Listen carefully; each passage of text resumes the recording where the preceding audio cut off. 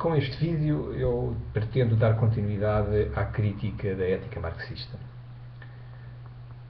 A natureza da ética de Marx compreende-se melhor se lembrarmos o seu conceito de ideologia. Marx define ideologia como falsa consciência, ou uma representação falsa da realidade. O filósofo alemão considerava que cada classe social possuía a sua própria representação da realidade, sendo por essa razão que ele defendia que para cada classe uma determinada moral, uma determinada ética. Ou seja, cada classe social só é capaz de ver e interpretar o mundo e a realidade em função da sua própria situação e dos seus próprios interesses. Não existe essa coisa de verdade objetiva.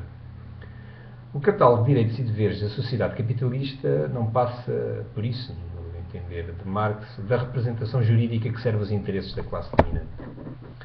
O mesmo poderemos dizer em relação à escala de valores, à tábua de virtudes dominante em cada sociedade. Para Marx, essa tábua de valores tem sempre um caráter de classe. Mas esta argumentação é uma argumentação falsa. Aliás, podemos usar essa argumentação, a argumentação de Marx, para rejeitar a sua própria teoria, a teoria marxista. Repare-se, se as ideologias têm sempre um caráter de classe, não passando por isso de falsas representações da realidade, obviamente que a ideologia marxista é ela própria uma falsificação da realidade também, não é? Portanto, se as ideologias têm sempre um caráter de classe, não passando de falsas representações da realidade, então não é possível afirmar que uma ideologia seja superior a outra. São todas falsas. Ao relativismo ético de Marx há que acrescentar o seu relativismo intelectual. Num caso e noutro, a teoria de Marx é de um enorme subjetivismo. O modelo de argumentação de Marx só pode conduzir a um ceticismo intelectual radical, para o qual todas as ideologias são equivalentes e igualmente falsas, e para o qual todas as éticas são igualmente mentirosas, são mentiras e ilusões. Neste aspecto, vemos como a ética de Marx se aproxima, em alguma medida, da ética nietzschiana, do relativismo, do ceticismo e do nihilismo mesmo, do nihilismo nietzschiano.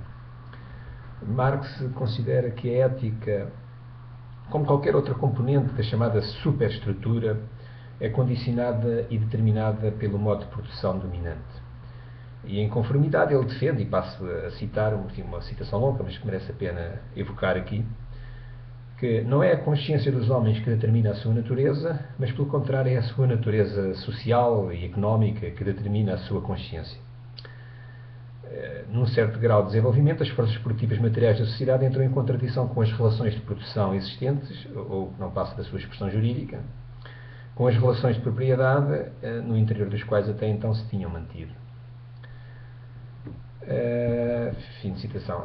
É óbvio que esta afirmação é uma afirmação também falsa, não é? Na medida em que não existe um determinismo, não existe uma correspondência, e nem sequer, muito menos uma causalidade entre a pertença a uma classe social e a adoção de uma ideologia.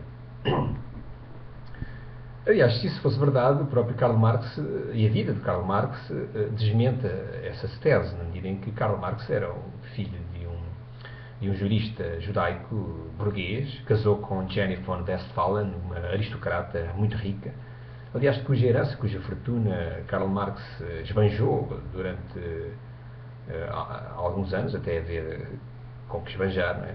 E, portanto, o próprio Karl Marx era de uma família, pertencia a uma família de burguesia prussiana. A superestrutura, ou seja, o direito, a educação, a religião, a escola, a arte, a moral, então, alimenta-se das ilusões e depende absolutamente das condições materiais de existência, defendia Marx.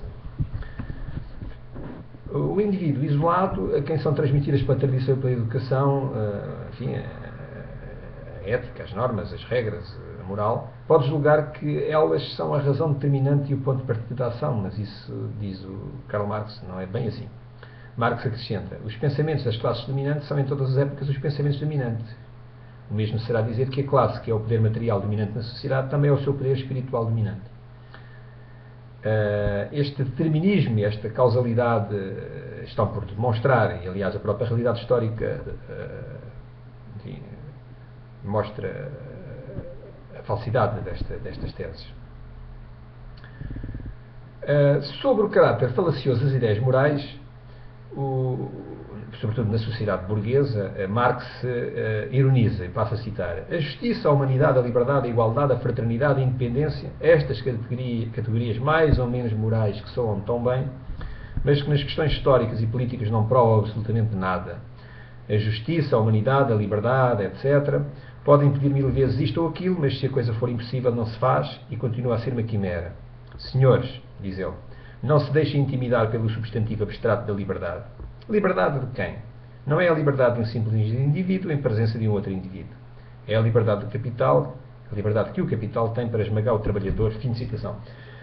Repare-se que Karl Marx manifestava um desprezo enorme sobre a liberdade individual. Não é? Para ele, os fins justificam os meios e, portanto, até a própria barbárie, a tortura, podem ser instrumentos valiosos, no entender de Marx e do marxismo, para atingir as finalidades culminantes, e a finalidade culminante é a revolução proletária à escala mundial e a instauração daquilo que Karl Marx dizia ser uma sociedade sem classes, que, na verdade, na prática, o que veio a acontecer foi a instauração de uma ditadura do proletariado nos sítios, nos países onde tal foi possível e aconteceu, que conduziu à disseminação da miséria, da pobreza e também de uma cultura de morte e de perseguição política.